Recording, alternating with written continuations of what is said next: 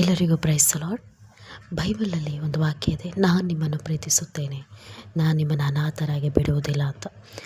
ದೇವರು ನಮಗೆಷ್ಟು ಪ್ರೀತಿ ಮಾಡ್ತಾನೆ ಅಂತಂದರೆ, ನೀವು ಪಾಪ ಮಾಡಿದ್ರು, ಪಾಪ ಮಾಡದೇ ಇದ್ದರೂ, ನೀವು ದೇವರಲ್ಲಿ ಪ್ರಾರ್ಥನೆ ಮಾಡಿದ್ರು, ಪ್ರಾರ್ಥನೆ ಮಾಡ್ದಲೇ ಇದ್ರೂ ಕೂಡ ದೇವರು ನಿಮ್ಮನ್ನು ಪ್ರೀತಿ ಮಾಡ್ತಾನೆ ಇರ್ತಾನೆ.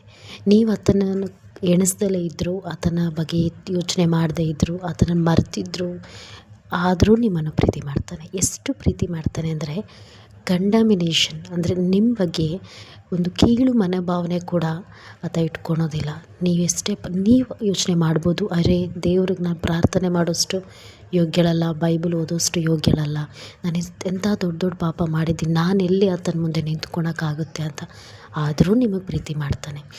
ಯಾಕೆಂದರೆ ದೇವರು ಎಷ್ಟು ಪ್ರೀತಿ ಮಾಡಿದ್ದಾನೆಂದರೆ, ತನ್ನ ಪ್ರಾಣನೇ ನಮಗೋಸ್ಕರ ಕೊಟ್ಟಿದ್ದಾನೆ.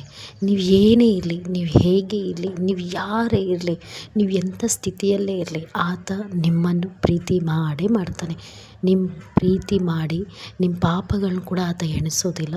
ನೀವು ಎಷ್ಟು ತಪ್ಪು ಮಾಡಿದರೂ ಕೂಡ ನಿಮ್ಮನ್ನು ಎತ್ತಿ ಆಡಿ ಮಾತಾಡೋದಿಲ್ಲ. ನಿಮ್ಮನ್ನು ಎಷ್ಟು ಹೆಚ್ಚಾಗಿ ಪ್ರೀತಿ ಮಾಡ್ತಾನೆ ಅಂದರೆ, ಯಾವಾಗಲೂ ಒಂದೇ ರೀತಿ ಪ್ರೀತಿ ಮಾಡ್ತಾರೆ. ಮನುಷ್ಯರು ಒಂದಲ್ಲ, 2 ದಿನ ಅಲ್ಲ, 3 ದಿನ ಇದ್ದಂಗೆ ಇನ್ನೊಂದು ದಿನ ಇರೋದಿಲ್ಲ. ಆದರೆ ಯೇಸು ಸ್ವಾಮಿ ನಿತ್ಯ ನಿರಂತರವೂ ಏಕ ರೀತಿಯಾಗಿ ನಿಮ್ಮನ್ನು ಪ್ರೀತಿ ಮಾಡ್ತಾನೆ. ಆಮೆನ್.